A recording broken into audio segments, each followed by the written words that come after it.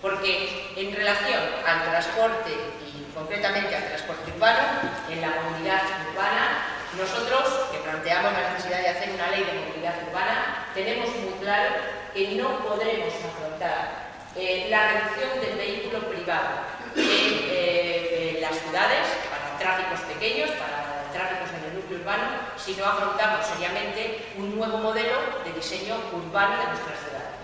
Y, efectivamente, hemos crecido en los últimos 15 años de forma claramente desordenada y extensa a costa de una especulación del suelo terrible, construyendo en las afueras de las ciudades, en las zonas periurbanas, donde no tienes piernas, sino que tienes ruedas, porque no hay forma realmente de moverte si no es con tu transporte privado, y por eso, por ejemplo, hicimos una ley del suelo que lo primero que frenaba era la liberalización del suelo, para poder hacer un modelo urbano sostenible y razonable.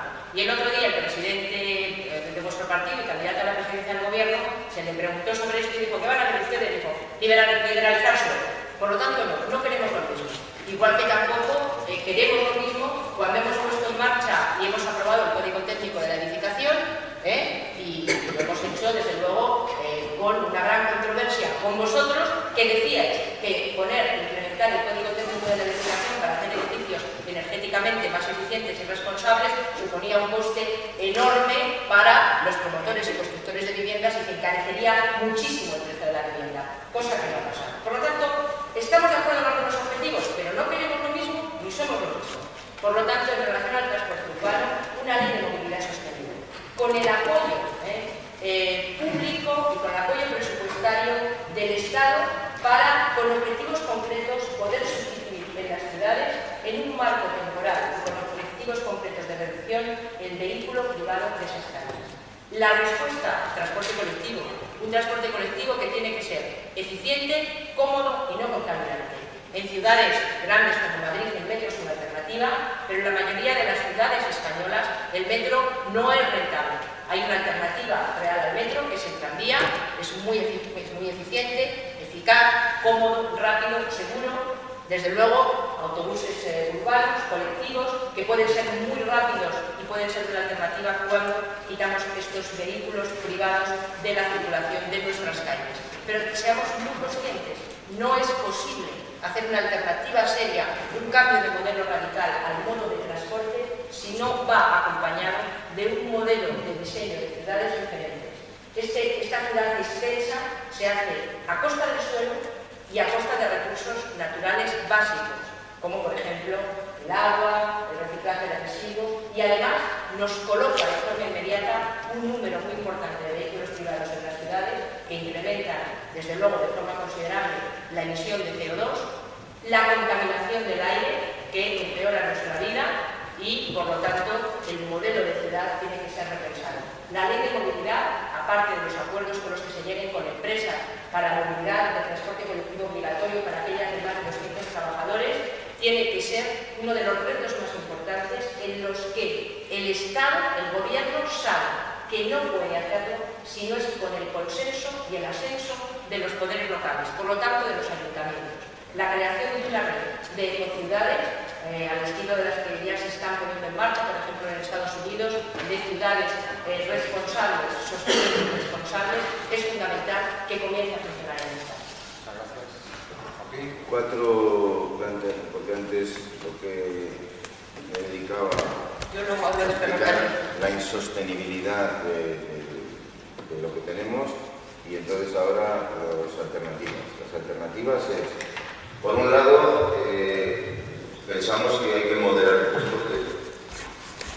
El transporte de mercancías y de personas, la movilidad se ha convertido de un derecho o de algo que mejoraba la competitividad en una obligación para las personas, y además una obligación con muchos costes económicos y con mucho riesgo de su salud y de su vida, y para las mercancías se ha convertido en un coste tremendo y con unos niveles de insostenibilidad enormes. Cualquier producto que tengamos ahora mismo en la mesa ha dado 3 o 4 o 5 veces la vuelta al mundo antes de llegar a nuestros hogares o antes de llegar a la fábrica, y esto desde el punto de vista de la eficiencia del conjunto del sistema energético mundial es un desastre. Entonces hay que plantearse objetivos a largo que disminuyan, pacifiquen la movilidad, disminuyan la movilidad. eso de pensar, antes ahora ya puesto un ejemplo muy bueno, lo de considerar que cuanto más consumo de energía, más progresa un país, entonces cuanta más eficiencia. También se ha pensado durante mucho tiempo que cuanto más transporte, más estaba progresando un país. Esto ya no es así. Entonces, medidas. La aviación y el transporte marítimo hay que integrarlo dentro del próximo protocolo que se acuerde en Copenhague para reducir las emisiones. Los llamados búnker, que se llaman así en la guerra internacional, tienen que dejar de ser búnkers porque cada vez contribuyen más a los gases de efecto invernadero. Teresa ha explicado antes con toda la razón que incluso cuando se han hecho las cuentas, resulta que el transporte marítimo lanza 3 veces más emisiones de las que se pensaba hasta el momento. En segundo lugar, pensamos que hay que internalizar los costes de transporte. Si no se internalizan los costes de transporte, estamos falseando la realidad económica y estamos favoreciendo un trasiego de mercancías y de las personas que no se corresponden. Y entonces, lo que es más caro desde el punto de vista energético y desde el punto de vista del gasto de recursos, resulta más barato monetariamente. Y lo que es más barato en recursos y resulta más caro monetariamente. Entonces esto hay que resolverlo y hay que integrar. Las cifras son tan inmensas que desde luego de un año para otro no se puede hacer. Internalizar 90.000 millones de euros ahora mismo en España es imposible. Pero un céntimo, el céntimo al combustible, creo que era posible. Y antes decía mucho que ese céntimo no haya estado en la propuesta socialista, que creo que era una propuesta prácticamente viable. No 90.000, pero entre el céntimo y 90.000 tenemos que encontrar algo intermedio.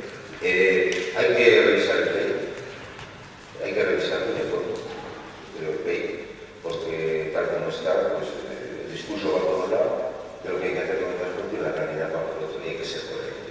Quizá el problema que ha tenido, que tiene ahora mismo España, sus políticas ambientales, es esa falta de coherencia.